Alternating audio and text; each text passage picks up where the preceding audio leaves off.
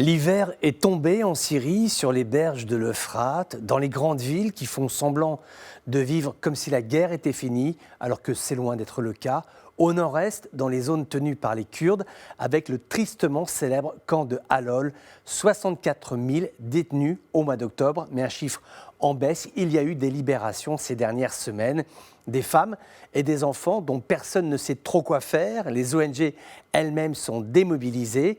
La cause de ces femmes qui, en épousant un homme, ont épousé la cause du groupe État islamique, n'invite guère à la générosité des donateurs qui n'ont pas oublié ce qu'était la tyrannie radicale. Bien qu'il soit difficile d'être affirmatif, certaines d'entre elles ont combattu ou bien ont été proches idéologiquement du bataillon Al-Kansaha, un bataillon composé uniquement de femmes et dont le nom avait été choisi en référence à la poétesse arabe Al-Kansaha, plus connue sous le nom de Toumadir bint Amr. Certaines de ces femmes ont participé au combat de retardement dans la ville de Raqqa ou bien de Mossoul.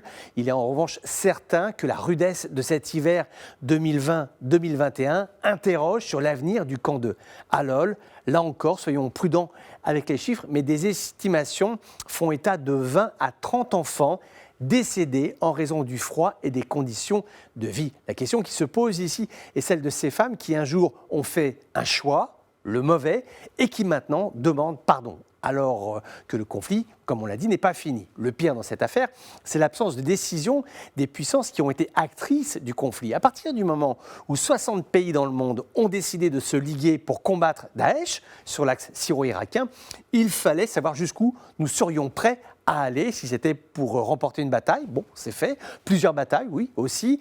Or, l'ennemi a perdu, mais il n'a pas été vaincu. Ce n'est pas comme après la Seconde Guerre mondiale, quand l'Allemagne nazie pose le genou à terre, là c'est terminé. Mais Daesh perd Raqqa et perd Mossoul, ça continue.